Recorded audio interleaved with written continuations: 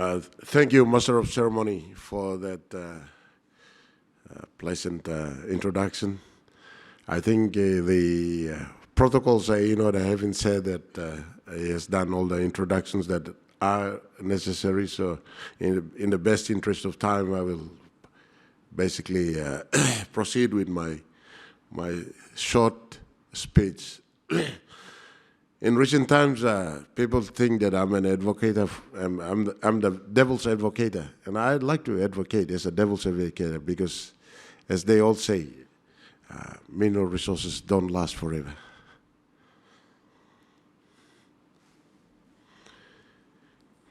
This is a simple graph that shows the copper production outlook for Papua New Guinea.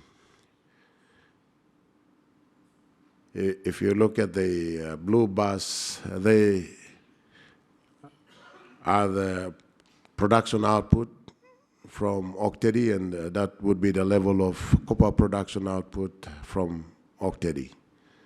It used to produce well over 250,000 tons of copper per annum, but as you can see from the graph,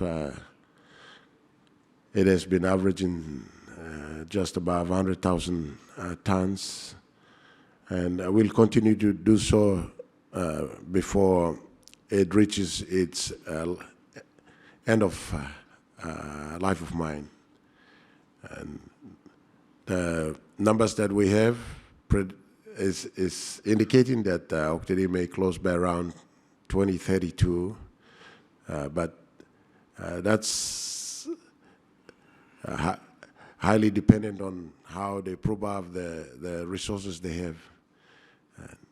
The possibility of extending the mine life is there, but that's the current indication from the numbers we have.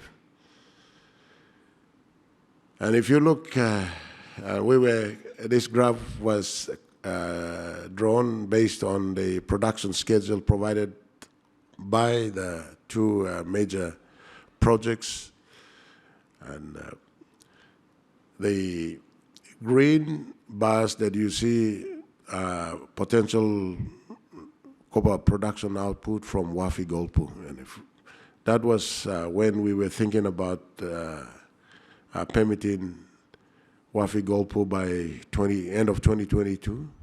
But that may shift a little bit, but the general outlook would remain the same. So that's the contribution from Wafi-Golpu, according to the production schedule that they provided to MRA. And the yellow bars are the contribution, copper production output that would come from Freda River. So in a nutshell, to put everything together, if you look at the cumulative copper production going forward, even without the contribution from Porgera, we would produce somewhere between 600 and 700,000 tons of copper per annum for the next 25 to 30 years. And thereafter, by about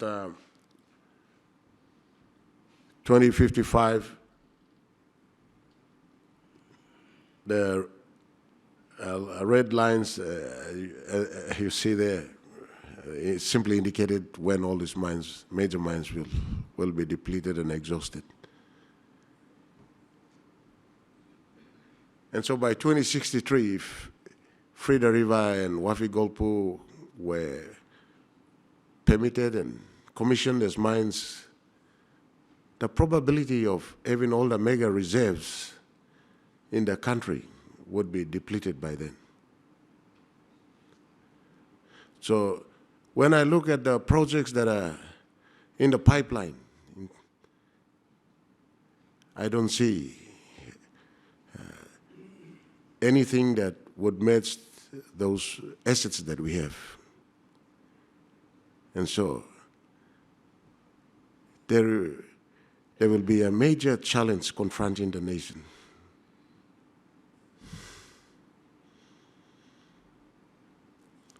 So when you look at the challenges in the mineral sector, as I've already said, one consideration that must be taken seriously is the lead time from discovery to commissioning a project.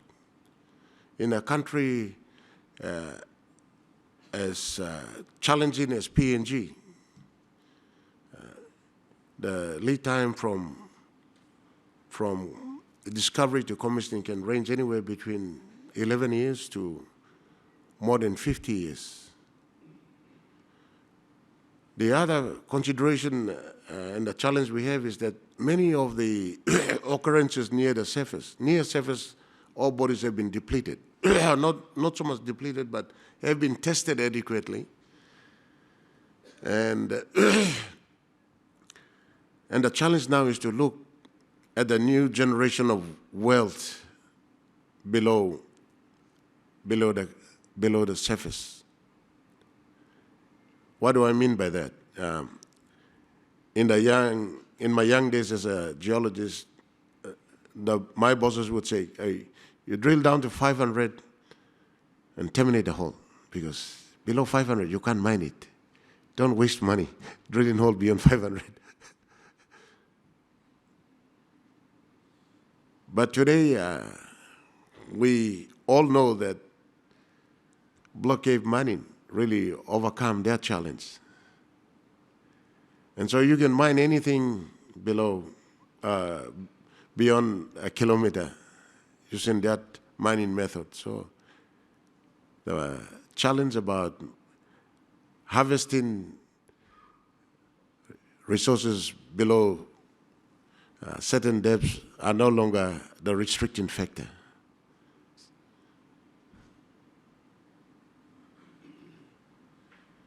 And one of the things that we all should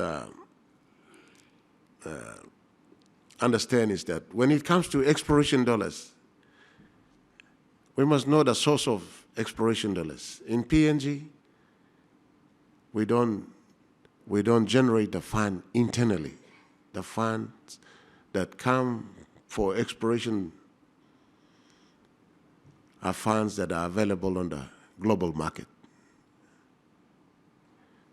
And so we are competing for the share of what's available on the global. There is no company or there is no organization within PNG that provides the fund required for exploration. Now, having said that, I want to also make this statement very clearly that without exploration, there will be no mining and there will be no harvesting of oil and gas. Exploration is really the bloodline. It is exploration that provides the assets that we harvest today. And so exploration is really the most important and critical part of the extractive industry.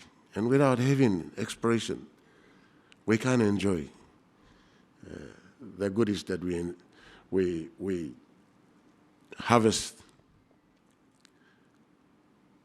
So the slide here shows you, there are many aspects of exploration. And exploration is not simple.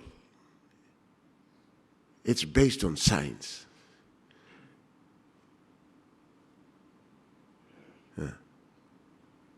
Everything that we harvest in the extractive industry is based on science. And so having quality baseline scientific database is critical.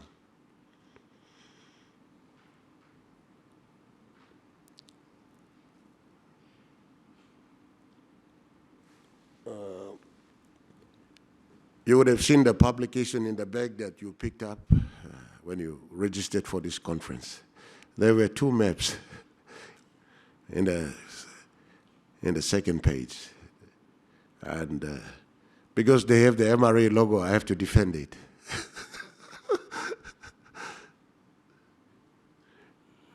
2012, look at the tenement coverage over the entire land mass of PNG.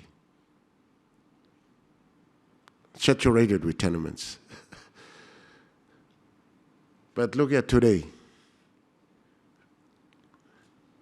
very dry. What have we done wrong?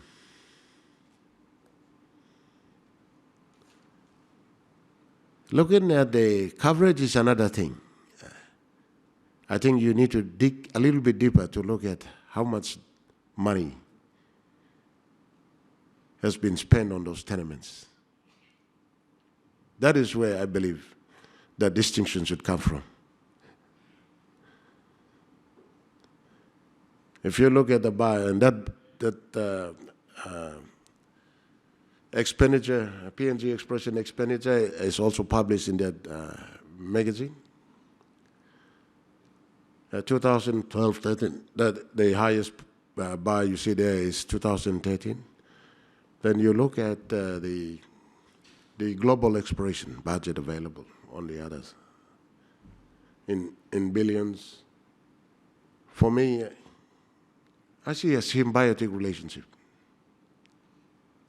Despite the fact that we probably attract around 0.1 to 0.004% of the global exploration budget, the trend is the same. Let me explain it better here. The red shows you the global budget available for exploration over the years. The blue is the PNG.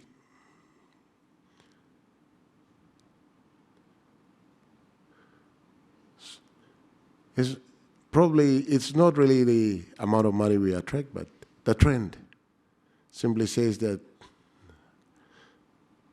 we are in almost we have also attracted the same money available on the market.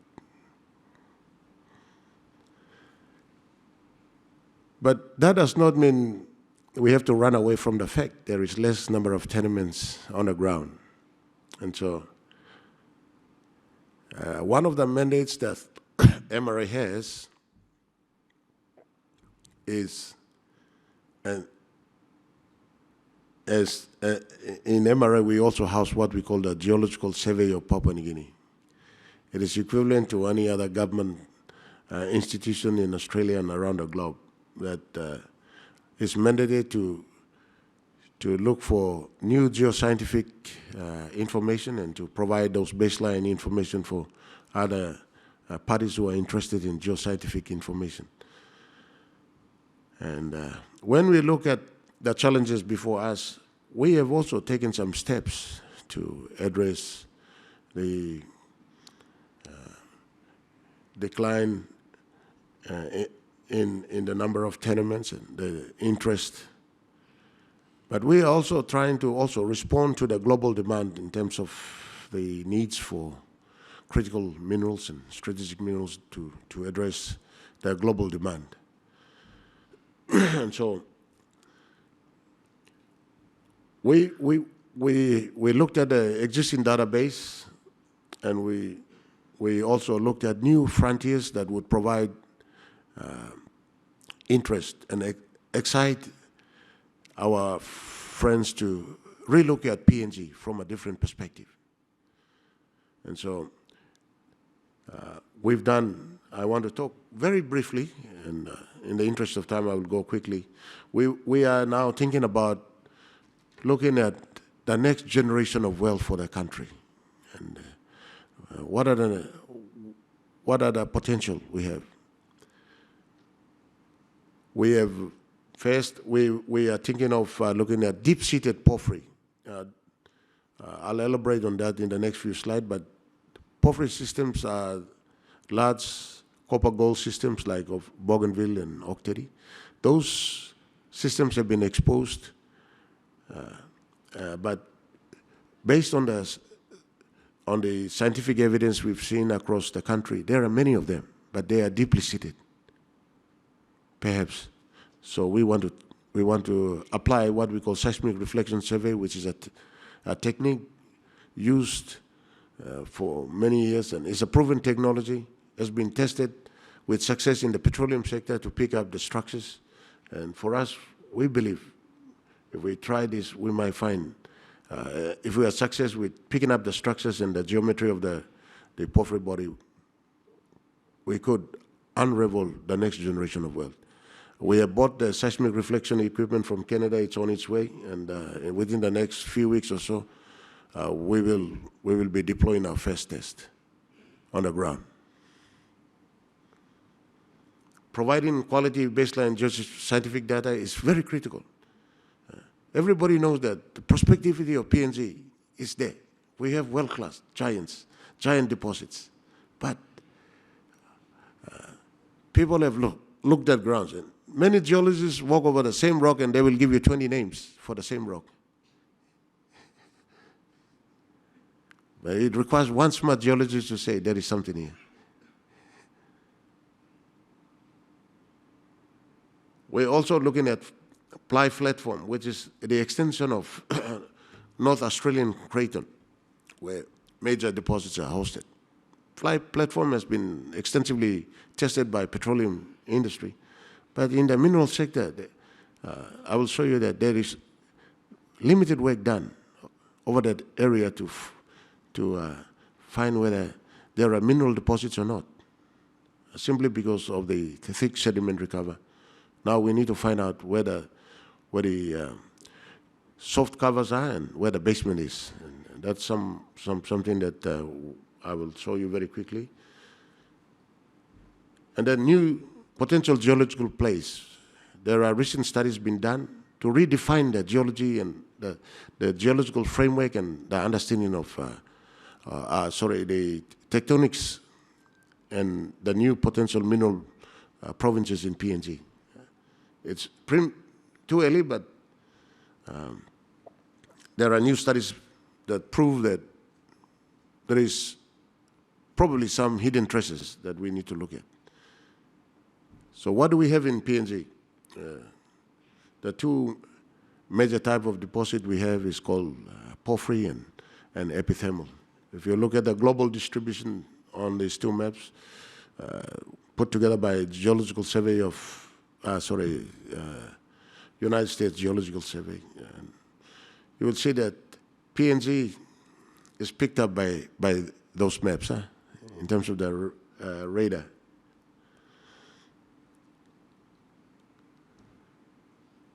Why do we want to look at porphyry? Because they are very huge bodies, just like Wafi-Golpu. Wafi-Golpu is below 1 kilometer from the surface. And if you look at Wafi, it's one of the richest deposits in the world by gold equivalent. So when we talk about deep-seated porphyry, this is a cartoon, the model that has been accepted widely. There is the source at the bottom, and then between 10 and 0 and 5 kilometers, you would have these deposits. And then sometimes they would bleed because through the structures. So what we are trying to do is to run seismic survey to see if we can pick up those geometry. Some seismic reflection surveys have been done, and they successfully detected those structures. So we believe we are in the right direction. This is another example of seismic reflection survey that picked up basement and the geometry of. So all I'm trying to say here is that seismic reflection surveys have never been applied as an exploration tool in the industry, mineral exploration space. I'm encouraging us to try, and at MRA we are trying to see if we can pick up the structures and the geometry. Because if it does work, it will minimize your time to go around drilling blind hole and trying to find the structures, etc. A simple technology that has all been available. We have not tried it. We will try it. And MRA will be tried. In the next conference, I will tell you some of the results that we obtained from our surveys. For now, I'm just telling you what we are trying to do. Secondly, availability of quality geoscientific database is critical. Very critical. As a nation, we need to have the baseline database that would attract investment. On this map, you see, on the that's the 1 to 250,000 geology put together by, and thanks to Australian Bureau of Mineral Resources that traversed the nation in between 1948 and 1972 to produce the 1 to 250,000 scale map. And during those days, they also found Frida, Ramu, and other mineral deposits. That's government intervention. And government intervention, putting money down on the ground to provide the baseline data is very critical to attract foreign investment. And as I've demonstrated, the money that comes into exploration is not locally sourced. It's the market that we compete on, the global market. And having quality database is critical to attract that investment. Stream sediment, we are still compiling the stream sediment database. Again, you see there's gap on in Western Province and the Southern because of the flat and swampy terrain. And quickly look at the airborne geophysical survey. There are also gaps that we need to cover. And on the last slide, we've done some work. There has been some age dating and some critical work looking at the geological framework of PNG. And from the work that a very renowned structural geologist by the name of Peter Holm, we found that some of the protholites from the Owen Stanley Metamorphics originate from Australia. And there is potential to find new deeply buried, potentially mineralized bodies under the current cover that we have, particularly in the Sepik Plains and further down, as you see there. And Flight platform, before I conclude, is the extension of Australian North Craton, and one of them is the exotic diamond fields. So we have not really understood what's sitting in Fly platform, the potentially new frontier. And I think the country may seem to have depleted its reserves, but the excitement about PNG is that when you bring new science, there is more opportunities. PNG remains a fertile land. Thank you, ladies and gentlemen.